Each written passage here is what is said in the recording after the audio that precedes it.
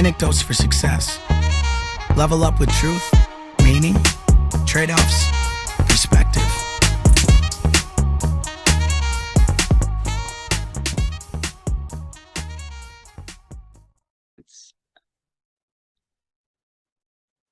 All right, today we have Carol Sanford. I'm so excited. I almost did it again, Matt. Hi, Carol. Hello, good to meet you both.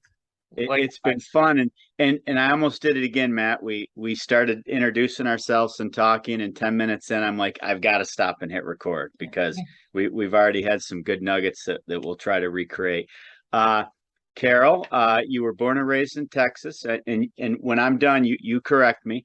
You went to Berkeley, then San Jose, what used to be San Jose State, Silicon Valley area. Right. You've written 6 books, and you work a lot with Fortune 500 companies and consult with them. Well, of course, I don't consult with anyone, right? That's a crazy idea because you've heard the joke, right? You pay a consultant, tell them what your problem is, what you need. They feed it back to you, but they get the money. I really believe that's true. My clients say when I leave that they leave smarter, more able, and an ability to carry forward with their own thinking in depth, rather than when the consultant leaves, all the wisdom goes with them. And the first time someone told me I was doing that, I quit calling. I was using the word consultant, and I said, nope, I'm never using that word again.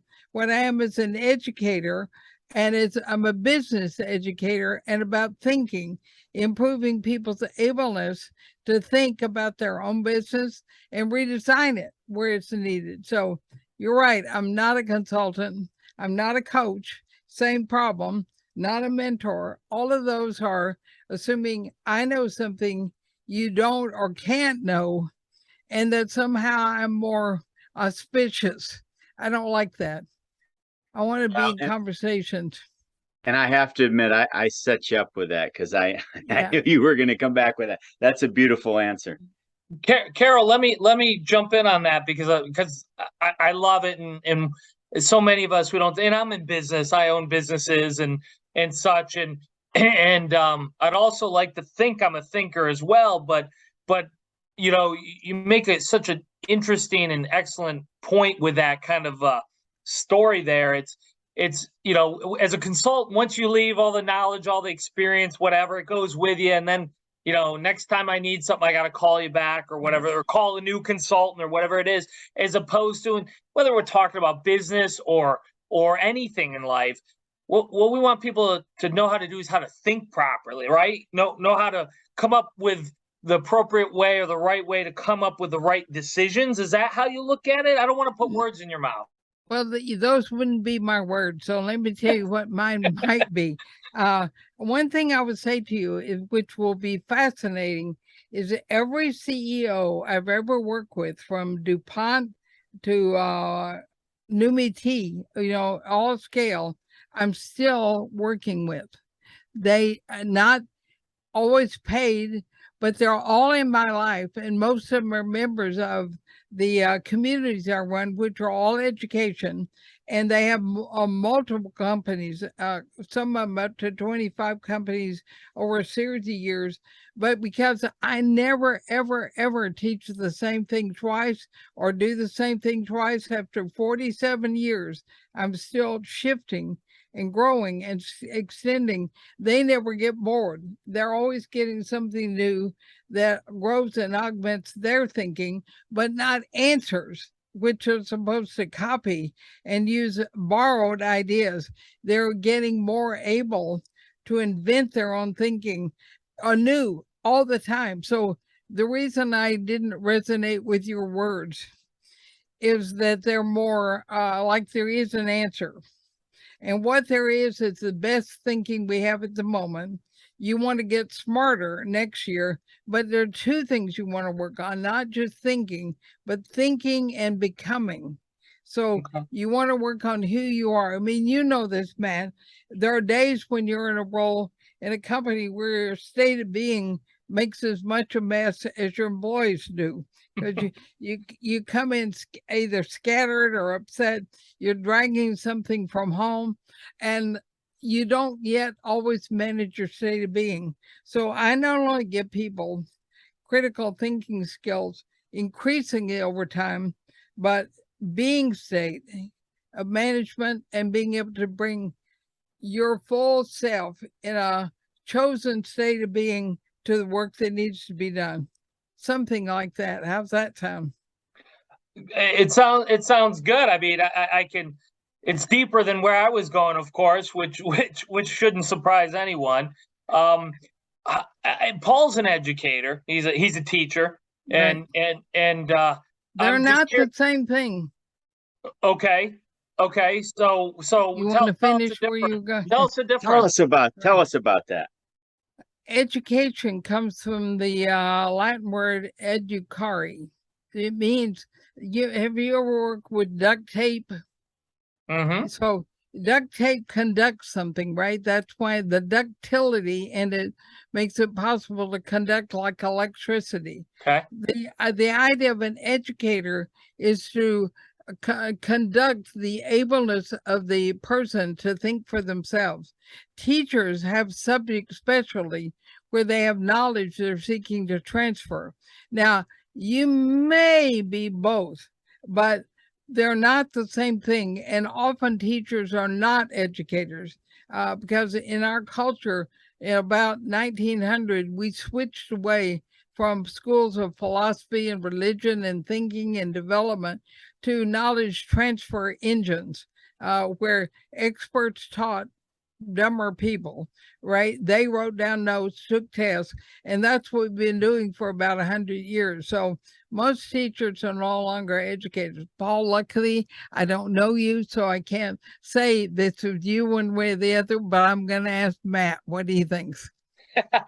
Well, I think it'd be interesting for Paul to tell you about his classroom a little bit, but Paul's not in a traditional classroom that, or at least I would say, Paul, you obviously can speak for yourself, but Paul's very much get people out in the his students out in the real world, meeting with people who they're interested in.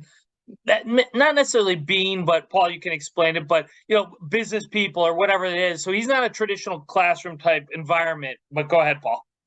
Yeah, Carol, I've been fortunate enough in New York State. I teach high school seniors and I recruit from 8 different school districts. They apply when they're juniors, and I take the top 30 kids and they come to my class for either an AM session or a PM session. They spend the rest of the day back at their traditional high school. The name of my course is Innovation, Leadership, and Business. And we don't really have any rules. My rules are I'm going to try to make you as uncomfortable as possible. You're going to find they go on mentorships on Tuesday. We go on class site visits to area businesses on Fridays most of the time. I mean, this stuff is very flexible. Right. And at the end of the day, anything they think they want to do, I try to talk them out of it, Carol, because they're 17 years old. How do they know what they want to do the rest of their life?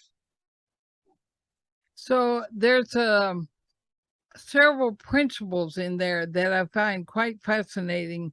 I work with a principle which I think is related. I want to share it with you and have you talk back to me about how it fits with what you do. Is that okay? Right. Absolutely. Okay. I teach university students, and once in a while I don't have the gift of working with them like you are in high school, but I get to hang out with some, but mostly mine are business owners, leaders, teams, etc.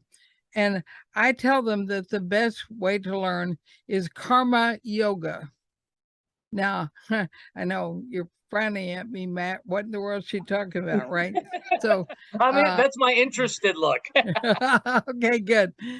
Karma yoga is where we go out in the world and we experience life. We experience ourselves. We notice what we're doing and we commit to doing something of value that no matter, but it's not self-serving. It is not coming back to me. And so when we are working with, like if Matt, your company were in one of my communities, everybody who was there would be thinking about the external considering. In other words, the clients we serve, the distributors who are part of our evaluating process, and we would be designing work. So we had to grow. We had to commit to do something for them that was beyond what we currently knew how to do, but we knew it would change their lives and it would change our lives. So I make sure that whole spectrum is at work, not just knowledge. I tell them my opening line is, don't trust me. Do not accept anything I tell you without engaging with it deeply, questioning, trying it out in your work, and then deciding. But also, don't reject anything I offer you without deeply testing it, applying it, reflecting, and then seeing if you take it. The important thing is not to assume the knowledge is here. The knowledge is in you, but you don't have a way to organize to find it and to develop it further. So if a group is in a group with me, they're going to receive what I call frameworks, which are different than models. So models are filled with answers like SWOT. You probably know SWOT. Strengths, weaknesses, opportunities, threats. Yep. Right. That's a model. Okay. That says these are the 4 things. This is the truth using your words. I say instead, use a framework which has a point for framing questions. So you get better at asking questions. Let me give you an example of that. We mostly think in a very flat world. Everything is good, bad, right, wrong. And you said something like that when you were asking if that's what I did, help people get the quote right answer. What's really best is to get beyond 2-term thinking, right, wrong, good, bad, the good guys, the bad guys. So I might send Paul's students in and say, here's a framework. I want you to formulate a set of questions using this framework I'm about to give you, and then go test them. So the framework I might give them are, let's don't do 2-term thinking, let's do 3. So I would draw a picture on the board, which I'm going to do in the air right now. We'll see if it stays put. There's an activating force. There's a restraining force, which is most of what we see in the world, but there's a reconciling force, which is bigger than any of us. It would be the unifying energy that we could come up with. And it's how we get smarter. If we can see better and better forces that are able to help us think together. So if Matt and so Paul's students are watching Matt's team, right? They're out in the field and they've got in their head, all right, Matt's introducing things to me, to us as a team. And I can see how other people are jumping in and, Matt saying, give your opinion, John or Melody or whoever you are. And they would be in their head saying, what's Matt trying to activate? Oh, he's trying to activate a good impression. Oh, now he's moved to, he's trying to activate me understanding what they do, but they could watch you change from impressing them to teaching them. And they would learn not to judge you, but they're watching. Now, this guy he called on, John, what's he trying to restrain? I notice he's disagreeing with Matt. He's bringing something that makes him look better and look smart. Oh, and now he's trying to, so you then say, well, what could we ask that would bring all this to a higher level of discussion? And what one of your students, Paul, might say to Matt, how do you get smarter over time? How do you improve how you work on things? Now, Matt's going to be brought to a grinding halt, just like you bring your students to a halt. So, I mean, not because he doesn't have an answer, but it's not a quick answer. Right. And what the student is looking for a deeper, more meaningful, using your term, answer. And he's watching Matt, and I'm accusing him of all sorts of things I'm sure he doesn't do. But he's watching Matt, who's busy, has these students in front of him, and he's not even slowing down to be present. And the student has been taught to watch through a framework and then help Matt by asking a bigger, more reconciling, deeper, unifying question. So I teach them to think through frameworks so they can disrupt the mechanicalness, the off-center that we all get on. And Paul's students get better over time at listening, and they get better at helping people because they can ask better questions.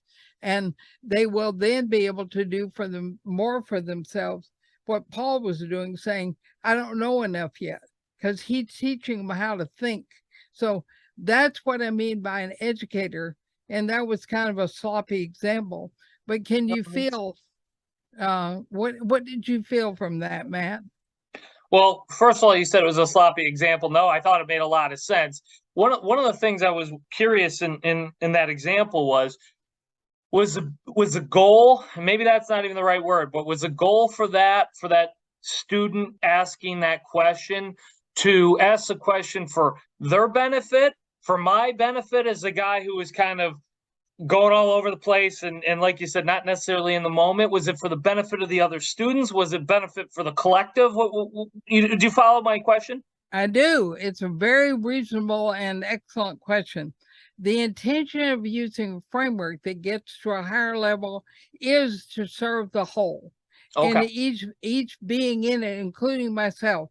If I'm the student, so let's switch over. If I'm the student and watching you, I could sit there in my own mind and say, I could do a better job than this guy could, right? Or I don't know what Paul's doing. He's probably, over there watching me ask the questions I'm asking and really annoyed with me. None of that would go on the students' mind because they'd be working on themselves, and they would have had an inner law of three. What's restraining me from being present? What am I trying to activate by being here? And I get companies to use all out loud together.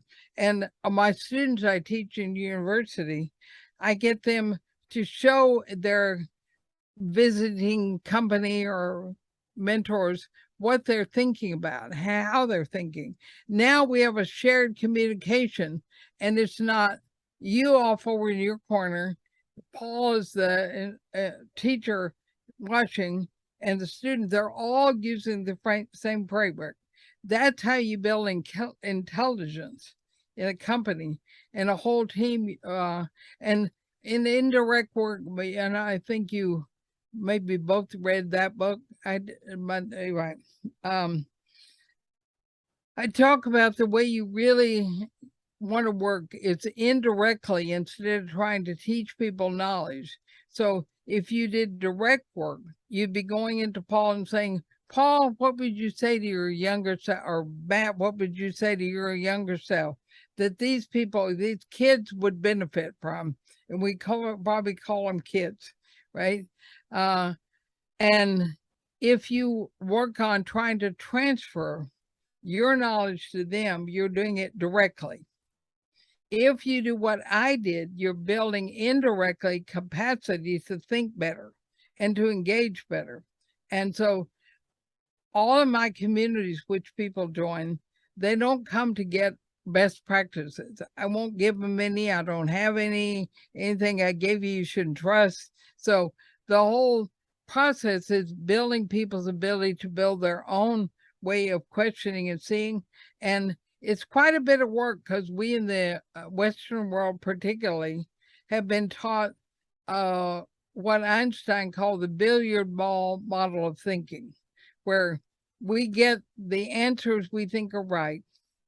That's the pockets on a billiard ball table. I want my ball in that pocket. We figure out who needs to be moved, who's wrong, and who we need to get in the pocket. And then we have a cue stick, which is us, the master, who will move their thinking by teaching them. They get our answers, they pass the test, they score some kind of gifted level, and we feel successful, but they can't think for themselves. I talk to a lot of Zoomers, the Gen Z right now. They can't think for themselves, and they tell me they can't. They are knowledge machines. They can tell you what they took, in school, how well they did, where they placed, but they can't think, including my grandson, who graduated top of his class in computer science. And he said, Grandma, I can't think. You asked me questions, I don't know how to think about them. Well, we're working on that now because we were not close enough to work on it when he was younger. So indirect work is building a capacity of people to think, not telling them what to think. I wouldn't even do what Paul did, which is say you don't know anything yet. I create a process by which they got so good at reflecting, and that when I would say, well, how do you feel? What kind of confidence do you have in that? What framework where did you source those ideas? What was your way of learning? I get them so good at questioning themselves, they didn't need anything except my proposal that they reflect. I'm sorry, it went on a long time. No. And that in your book, you went on and on about the whole person, and you gave a lot of examples with your granddaughter setting the dinner table, and it didn't matter how she would the part forgive me, I'm trying to remember it. The part you were talking about was you didn't tell her it was right or wrong. You didn't give your opinion. You just let her feel value. I think, did I say that right? Well, let's talk about how you do that. Yes. What I tend to do, and I don't remember what I wrote in the book anymore because I've got so many of these events. This is my grandson's little sister. But what I tend to do is say, how are you going to set the table? What image have you got in your head? What have you got one? She goes, yeah.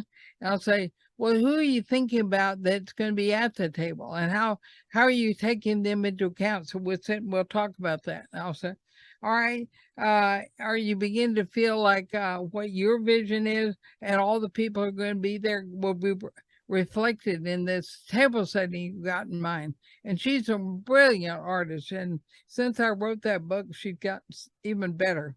And then I said, well, go to work on it. So she starts working, and I'll say, well, stop in for a moment. How's that fit with the image you had of what it would look like, as well as how it would serve all the people who are there?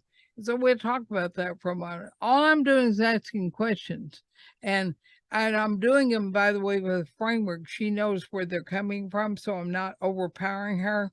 It has to do with purpose and product and process and capability, because then I'll ask her, how are you better at it this time than you were last time?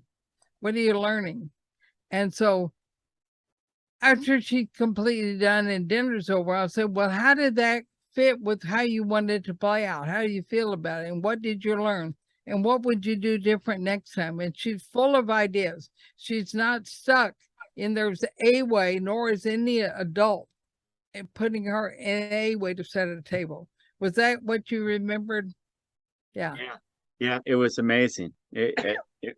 And yeah, I know you talked a lot about Phil Jackson in that book, and his process, and we're big sports fans, so that really resonated. And he was a one of a kind back when he coached.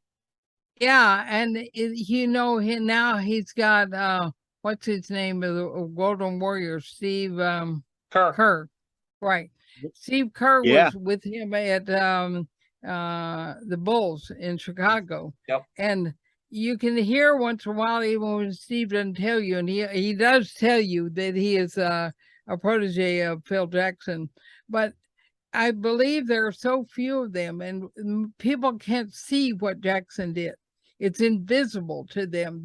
They assume, because you don't, unless you read Phil's books, you don't know how weird he was, right? They didn't go into the locker room and harangue them and say, you are there, you next time this. Instead, he did a lot of reflecting. He did really weird things, like having him sit in the locker room, lights dimmed, breathing until they could feel they had one breath. And then they went on the court. And he said that he learned that from Lakota elders that he knew when his parents ran a boarding house where they came and had lunch and sometimes stayed. And so he also, you love to talk about meaning, and I do too. I think one of the most meaningful things he did was instead of telling people, telling players, we're going to make you famous and we're going to put you in front of 20 microphones at one time, and you're going to get increasing packages for being a part of our team. He said, you're going to transform the life of thousands of young Black boys who think that coming into sports is a way of becoming a big deal.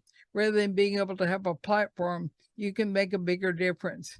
And as a result of that, they were all driven by making a difference. And they got rid of the whole star system. I mean, Michael Jackson was there as a star when he first took over the role of coach for the Bulls. But slowly Jordan understand, and Jordan has been interviewed hundreds of times. That's how I know a lot of what I know, reading Jackson's books and reading all the interviews with him and all the players. Is they would be asked questions like, well, how did you come do that at that point? And he'll say, well, you don't understand, it wasn't me. It's the triangle offense, where our principle is you make sure you have an equal number of shots by everyone. And they said, well, why would you be nice? They said, no, you don't get it. If you don't have everyone with the same skill of shooting, blocking, passing, you can't play. Having stars is the old way. So I suggest people read all of Phil Jackson's books. Now, there's another really weird thing that's happened with Phil Jackson's story. Phil went out after he left the Lakers and started lecturing to business groups. And people couldn't get it. They kept thinking, well, he does some other stuff. He must be drilling them more hours than anybody else and setting up a certain number of plays and figuring out who's in what best position. And Jackson did in one of his last interviews, said, I'm tired of trying to tell people you can't do it the old way and you can't see what I'm telling you. So I'm done. And I'm overstating a little what he said, but he mostly felt like people are so attached to the direct work, they can't see the indirect and how that changes things. And hey, Carol, very interesting and like Paul said, being a big sports fan and such, that really kind of is hits home. But one thing I wanted to you mentioned earlier that I wanted to ask you to follow up on, if you would. You said that a lot of people, Gen Z, you reference in particular, they don't know how to think. They know stuff, right? They know answers, but they don't know how to think. What's the consequence to that? What's the downside to that? Well, watch what's happening to democracy right now. Let's go straight there. Okay. Because right now, when people can't think for themselves, they end up in one of three. They're kind of four roles, people. And I'm going to do this thing at a summit, and if you'll let me mention November 12th. The Regenerative Business Summit, we're going to work on what leads to democracy, having so many problems now. Well, here's kind of an overview. The average person who votes used to be what I would call a good householder. That's an Armenian Sufi's name for it, which meant they can have reasonable conversations, they're civil, they pay their bills, they go to work, they keep their yard, get along with their neighbors, even when they don't vote the same. Well, a few years ago, it got really clear that where people got most of their ideas for voting was their tribe. Their folks who already agreed with them.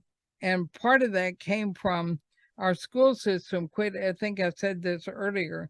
In the early 1900s, started teaching knowledge and not thinking. Well, you give 100 years and what you got are people who become what this Armenian called tramps. Everything's relative. They don't know what the answer is because they weren't taught to think about it. So they go find somebody who has ideas because it's terrifying not to know the answers. And there are groups out there which will organize to influence the people who never learn to think for themselves. And then their identity becomes wrapped up in that. And they only can vote after they go to a website or some meeting, and because they don't know how to make sense out of how to be safe and how to get what they need, and they're easily swayed and convinced. And then you got a few crazy, right, psychopaths who will pass on what they think the answer is. And now you got a mess. We don't have very many good householders. And so Paul's role in the world is core, and mine, about becoming educators of thinking, not content, not what to do, which is where the system is now, because democracy cannot work without people who can think for themselves, can assess what's fake and truth, I think is your word.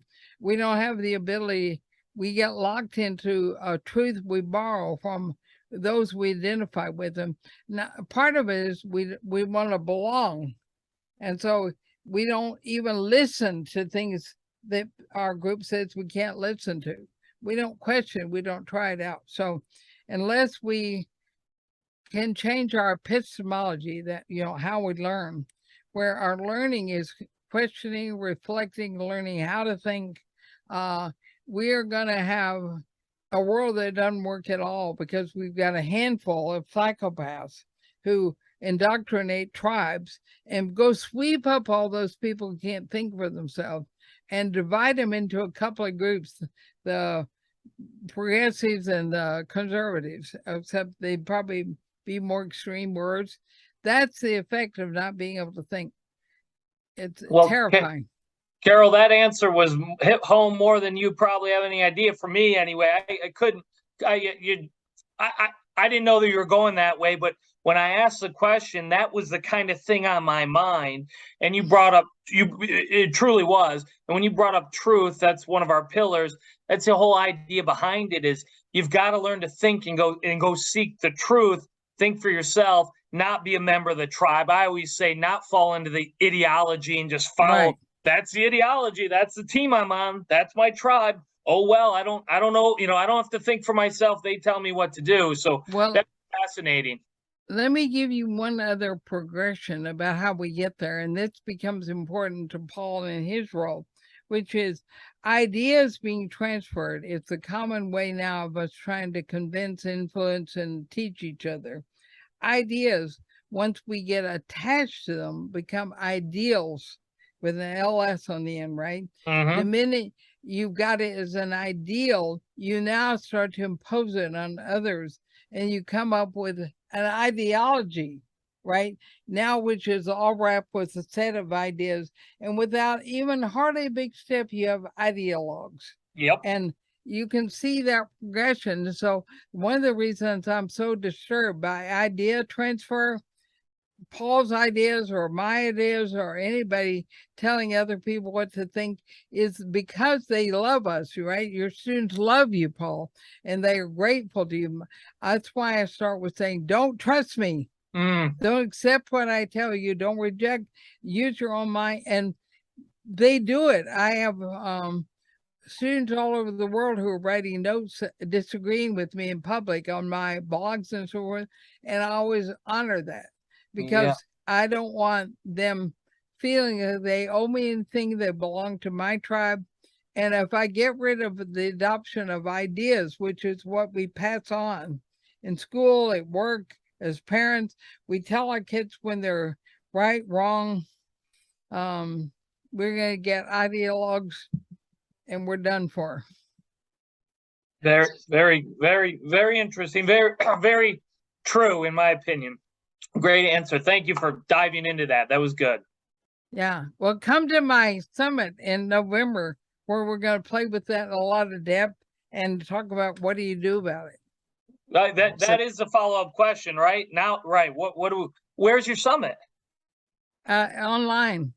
Oh, great. Really? We'll have to get that from you. Well, we definitely need to get that from you. Say that again. It's November 12th, right? And what is it again? It's called the Regenerative Business Summit.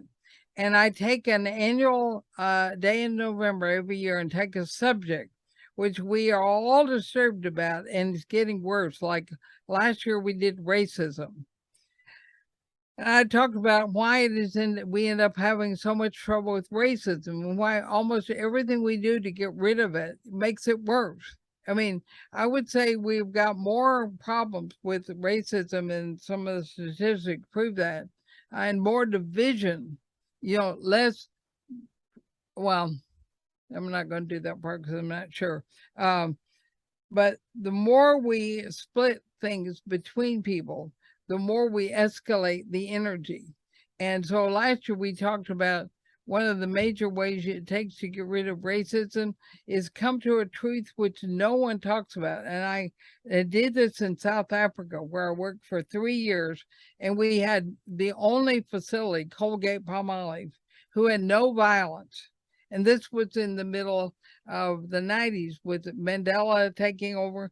And we proved here, this point I'm about to tell you was the key.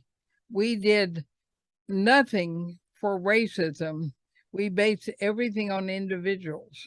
We designed systems where every individual was structured to be able to do whatever contribution they wanted to make in a non-hierarchical, non-competitive matrix. So there was no competition for positions, for pay. We moved it so everyone could move at their own pace, with the idea that there is no such thing as race.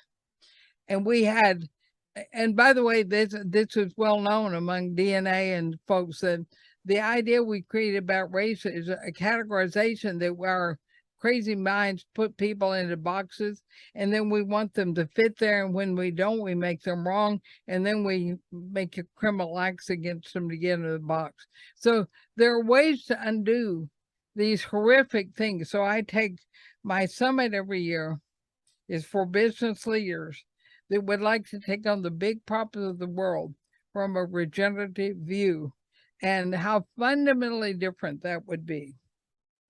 So you can look for the fascinating. That really is. We got to get the information on that. That's very interesting. Well, let me say it's the Regenerative Business Summit, and we have a web page which will, by the end of the week, this week, and you probably won't even post this for them. Right. Have the information about this year. It's on November 12th, and it runs from 9 in the morning till 3 in the afternoon Pacific time, with a small break in the middle. And you'll be able to pay it. You have to bring, you pay for 3 people. And then if you want more, you pay for one more at a time. But it's not expensive. It's like $600 or a little less for 3 people for a whole day.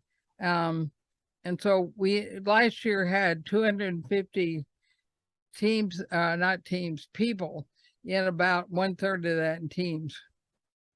Wow, that's really neat. I'm glad you mentioned that. I'm glad you brought it up. I think that's fascinating. Yeah, and when this gets published, I'll be able to use that website. I'll post all that. That's incredible. I mean, that's what we need more of. Yeah. People Yeah. discussing this stuff, and you hit the nail on the head with me with the tribal stuff and the ideals, and I don't even get it. Like good neighbors or good people I know that we get along so well, but if the subject of politics come up, all of a sudden the line's dug and the sides are taken. Yeah.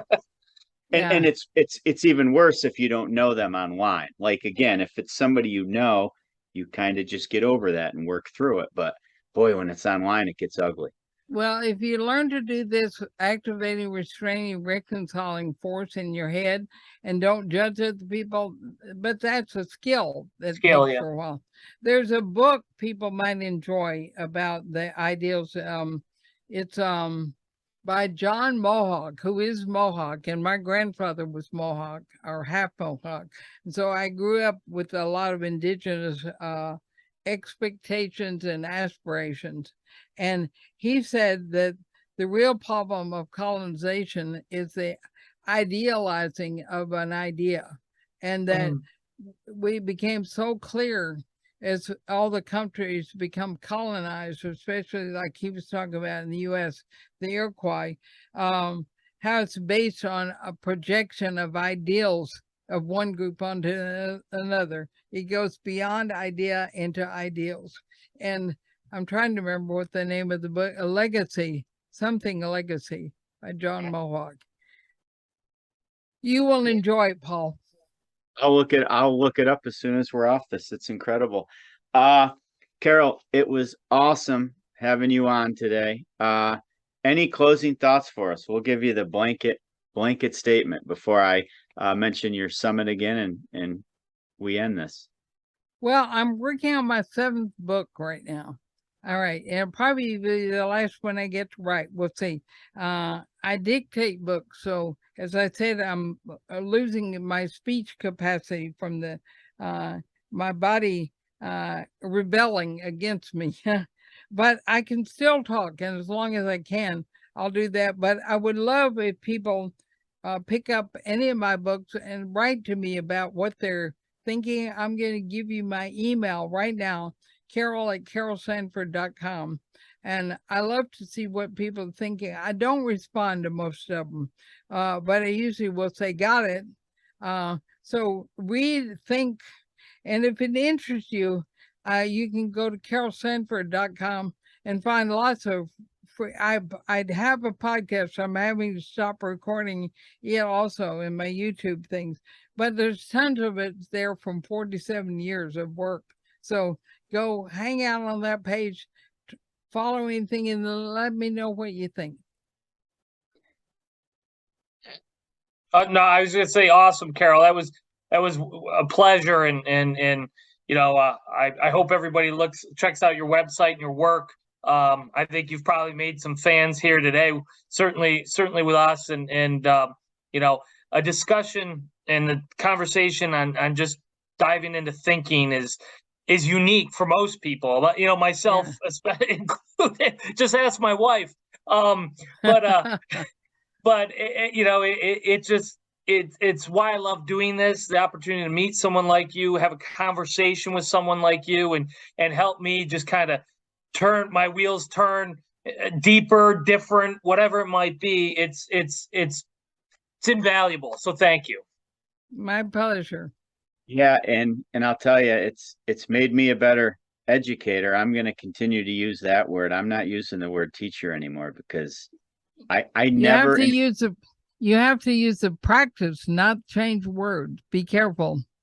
Yes. Well, fair enough. And in my 26 years, I feel I've practiced that, but I use those words interchangeably. That's what the system tells us to do. So never again. I mean, this was great. Carol, thank you so much. My pleasure. Thanks for asking me to join you. You got it. Yep. Bye.